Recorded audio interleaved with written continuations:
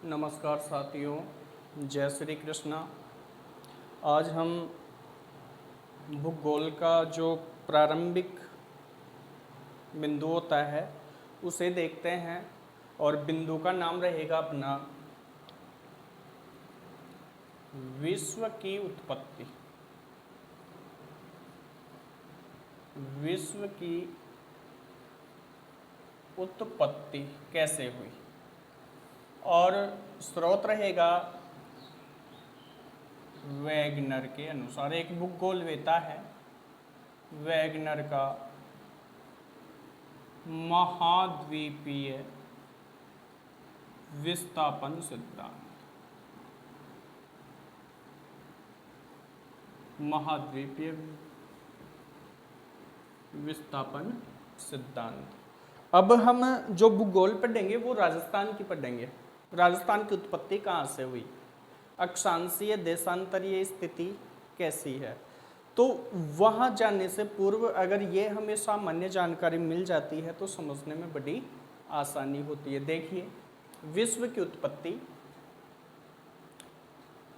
जैसे ये है महासागर, बड़े ध्यान से देखना, ये है आपका महासागर और इस महासागर के अंतर्गत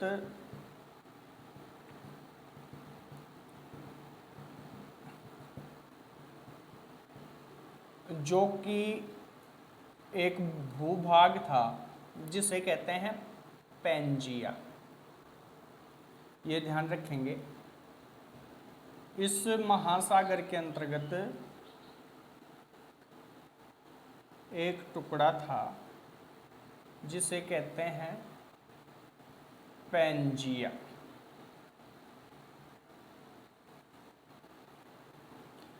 और ये पैंजिया था, ध्यान देंगे, 29% स्थान पर। और ये जो रूप था वो था तैथिस सागर।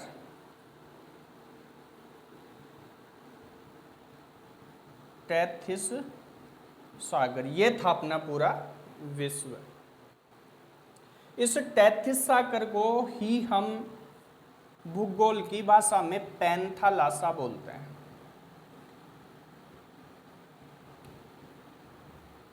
इस प्रकार की सर्वप्रथम अपने विश्व की स्थिति थी। अब जो सेकंड स्थिति बनती है वो बनती है प्रागैतिहासिक काल में। और प्रागैतिहासिक काल में ये जो पैंजिया का टुकड़ा था, इस पैंजिया के दो भूभाग हो जाते हैं। ध्यान से देखना।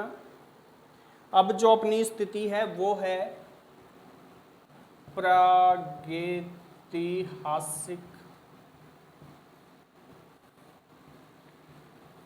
काल या कार्बोनिफेरस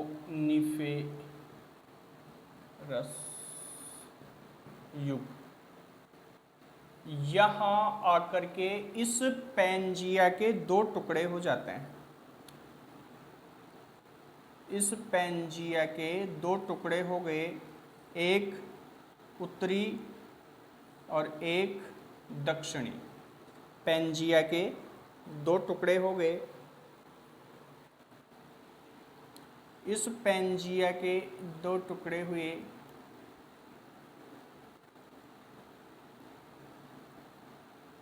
ये देखिए, पैंजिया को दो भागों में बांट दिया, दो टुकड़े हुए। तो पहला टुकड़ा जो ए है वो है आपका उत्तरी टुकड़ा,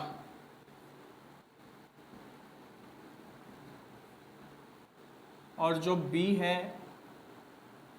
वो है आपका दक्षिणी टुकड़ा। दो भाग हो गए। ये जो बीच में जो पार्ट बचा वो आपका तैथिस सागर का पार्ट था जो भूसंतति में परिवर्तित हो गया। भूसंतति ये था तैथिस सागर का ही पार्ट। यहां तक की बात क्लियर हो गई होगी। अब इसके बाद की बात यदि हम करें तो अपने भारत देश में आ जाएं, या इससे पूर्व में ये कहूं कि आगे बढ़कर के इनके भी 7 टुकड़े हो गए।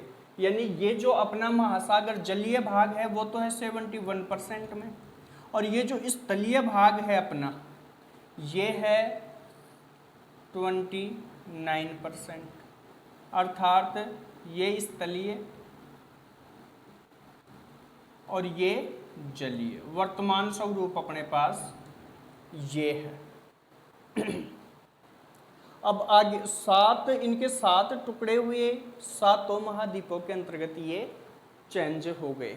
नेक्स्ट बात करें तो अब हम आते हैं अपने भारत देश की तरफ। तो भारत देश में मैं यदि आपको समझाना चाहूँ, ये नक्शा बना देता हूँ मैं जैसा भी मेरे से बनता है।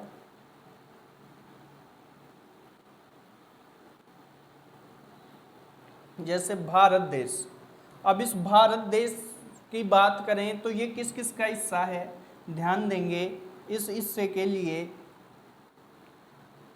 अभी मैंने ऊपर बात की है कि जो उत्तरी टुकड़ा है इनके नाम यदि भौगोलिक भाषा में और देना चाहे तो उत्तरी टुकड़े का जो नाम निकाल दिया वो था अंगारा लैंड, और दक्षिणी टुकड़े का नाम निकाल दिया गोंडवाना लैंड। ये, और जो बीच में जो संतति थी वो है तैतीस सागर। तो ये जो उत्तरी भाग है वो तो आ जाता है अपना कुछ अंगारा लैंड का, इस उत्तरी भाग हो गया। और ये जो गलियारा है ये है तैतीस सागर का हिस्सा, तैतीस सागर।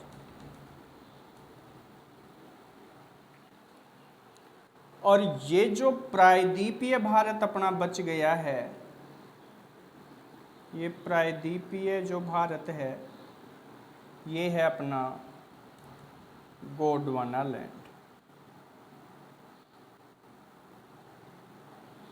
ये जो पार्ट बच गया वो है।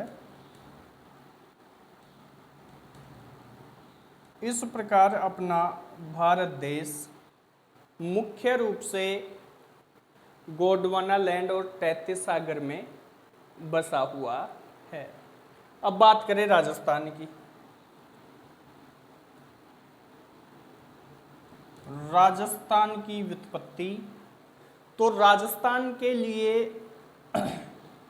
जैसे बात हुई जीटी, गोंडवाना लैंड और तैतीस सागर।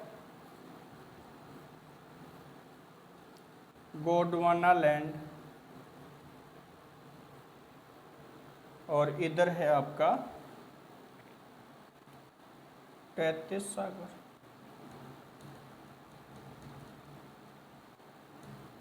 तो तैतीस सागर में तो हमें मिल गए मरुस्थल और पूर्वी मैदान।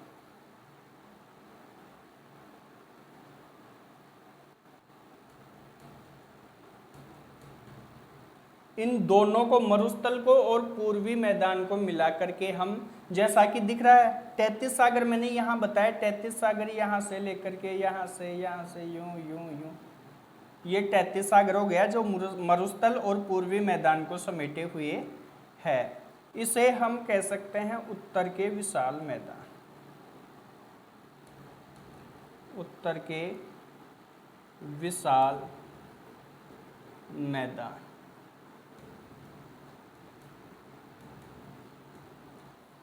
और बात करें गोंडवाना लैंड की तो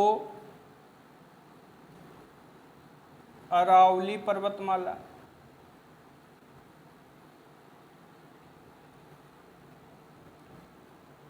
प्लस हाडोती पठार,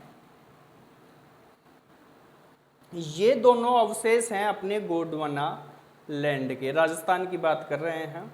इन दोनों को हम कह सकते हैं प्रायद्वीपीय भारत का हिस्सा या पठार। इस प्रकार जो राजस्थान की व्युत्पत्ति है वो गोंडवाना लैंड और तैतीस सागर से हुई है। मरुस्थल और पूर्वी मैदान तैतीस सागर से उत्पत्ति हुई है और गोंडवाना लैंड अरावली पर्वतमाला प्लस हाडोती पठार से हुई है। ये अपना एक शुरुआत है ज्योग्राफी की। आगे नेक्स्ट वीडियो में बढ़ेंगे, धीरे धीरे धीरे धीरे बढ़ते चले जाएंगे। जय हिंद, जय श्री कृष्ण।